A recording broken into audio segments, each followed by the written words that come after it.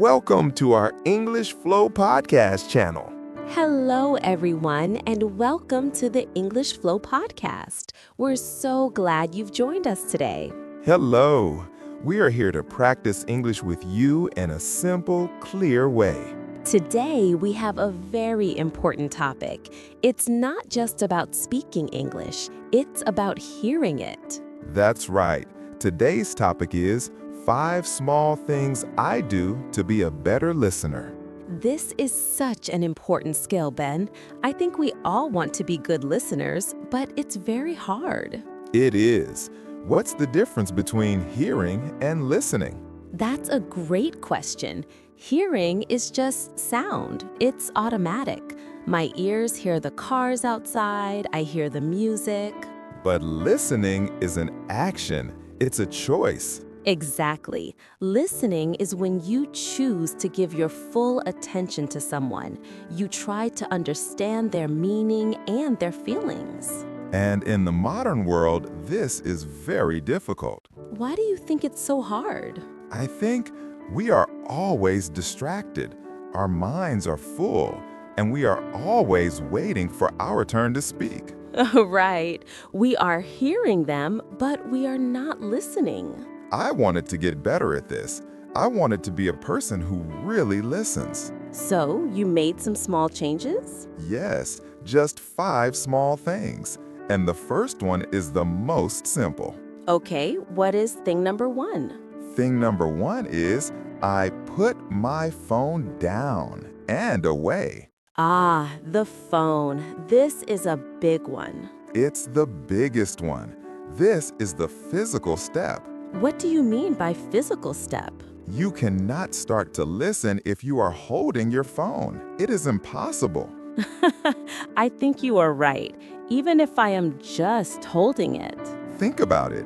How does it feel when you are talking to someone and they are looking at their phone? It feels terrible. It feels like they are saying, my phone is more important than you. Exactly. They are telling you you are boring. So, the first step to being a good listener is to remove the phone. Yes, and I say put it down and away. There is a difference. What is the difference? Putting it down means I put it on the table, face down. Face down? Why? So I cannot see the screen.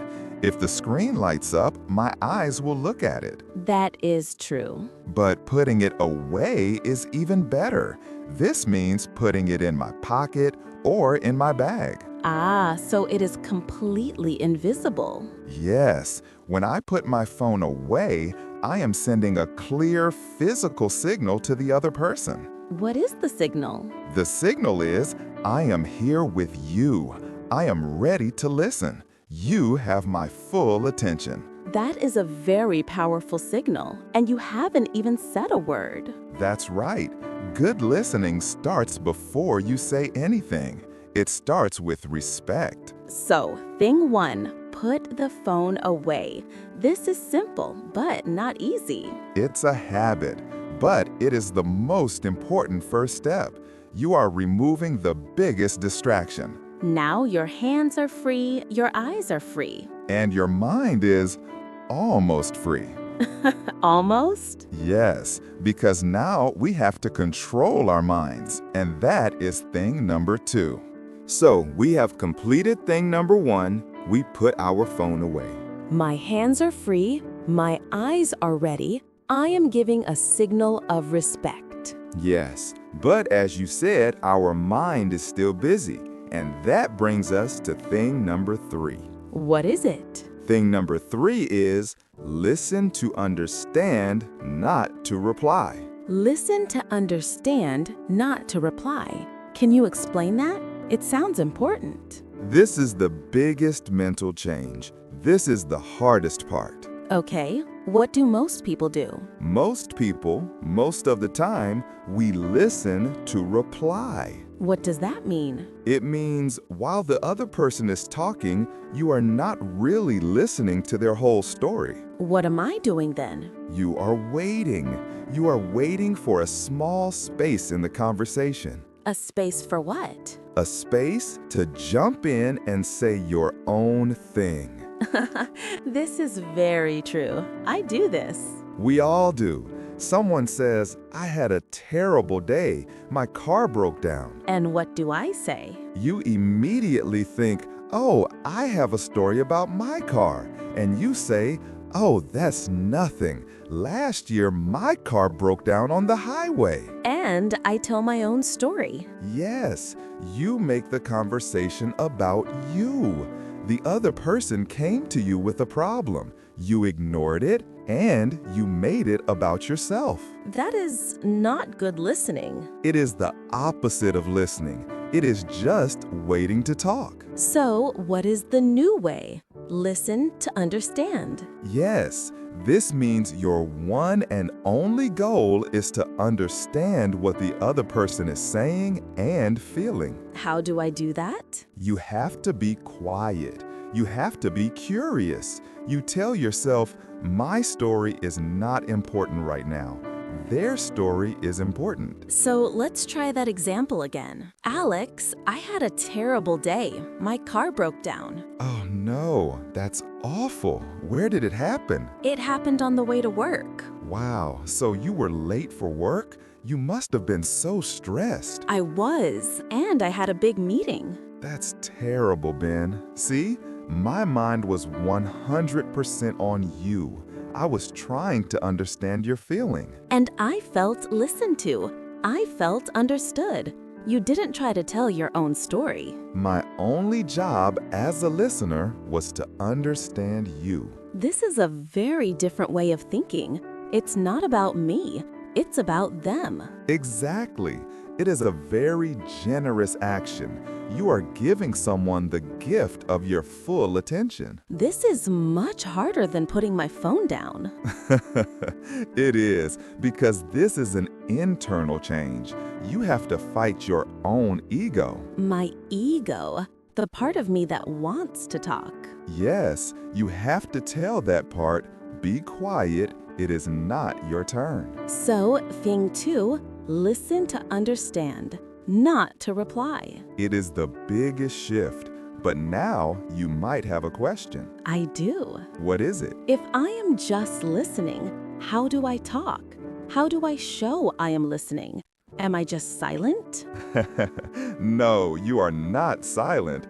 That is a different problem. Right. I need to show I am here. Yes, and that is what we will talk about in the next steps, how to be a patient and active listener. Okay, so far we have put the phone away and listen to understand. Correct, and that brings us to thing number 3. So we have the first 2 things. We put the phone away and we have the right mindset. Listen to understand, not to reply. Right. My only goal is to understand the other person's feeling, but how do I show I am listening? I can't be silent forever. No, you can't. That would be a little strange. And I also have a problem. I get excited. When someone says something, I want to jump in. I want to say, I understand, or I agree. This is a very common problem. We interrupt people. Yes, even when we mean well, we interrupt. We break their thought. And that brings us to thing number 3. It's very simple. What is it? Thing number 3 is wait for the pause. Wait for the pause. Yes, a good listener is a patient listener. Most of us, we are just waiting for the space to talk. We are not waiting for them to finish. We are waiting for them to breathe. Exactly. And then we jump in. That can feel very rude. It makes the other person feel rushed. It makes them feel like their thoughts are not important.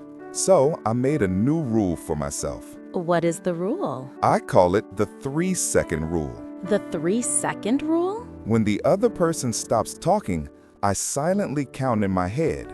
1, 2, 3 before I speak. 3 whole seconds? That feels very long.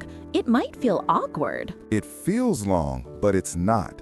It feels long because we are not used to silence. What happens in those 3 seconds? 2 very important things. First, It makes sure the person is truly finished. Maybe they were just pausing to think or to take a big breath. And I didn't interrupt them? Right. But the second thing is more important. Sometimes the real story comes after the pause. What do you mean? A person tells you a story. I had a bad day. They pause, you wait, you just look at them. You are silent. Yes, and in that safe, quiet space, they often say the real thing. They sigh and they say, and the reason I'm really upset is… Wow. Because I didn't jump in? You gave them space to think and to share more. Don't be afraid of silence. Silence is a gift. Okay, so I put my phone away, thing 1. I am listening to understand, thing 2. And I am waiting for the pause. Now, the person is finished. I have counted to 3. It is my turn to speak. Yes. What do I say? This is the big question, and it leads to thing number 4. I'm ready. Thing number 4 is ask a follow-up question. A follow-up question. This is the proof that you were listening. What do most people do? Most people do thing 2 wrong. They reply. They say, oh, me too, or that reminds me of a time. They take the story. They take the story and make it about themselves. A good listener keeps the story with the other person. How does a question do that? A question shows you were paying attention. It invites them to say more. What kind of question? The easiest and best questions are WH questions. Like what? What? Where? Why? Exactly. Let's go back to our example. I had a terrible day. My car broke down. My old reply was, oh, my car broke down last year. Right.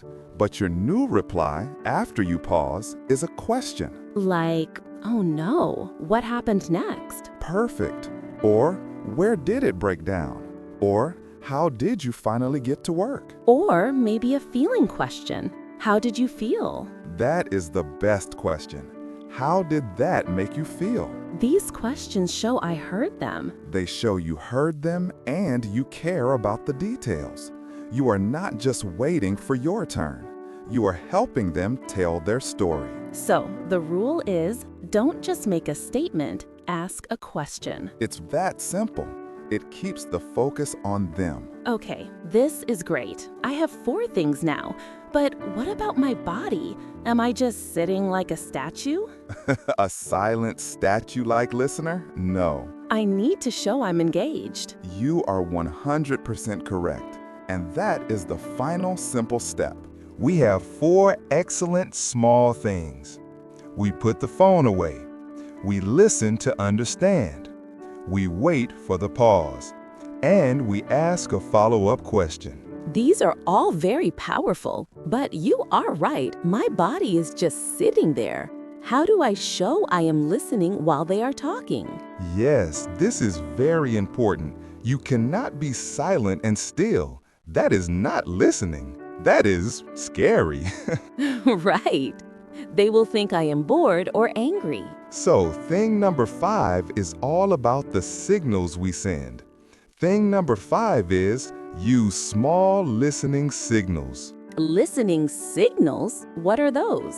These are all the small non-verbal things you do with your body and your voice. Non-verbal means without words? Exactly. And the most important one is eye contact. Ah, yes, looking at the person. You don't want to stare, that is too much, but you want to gently look at their face. It shows I am focused on you.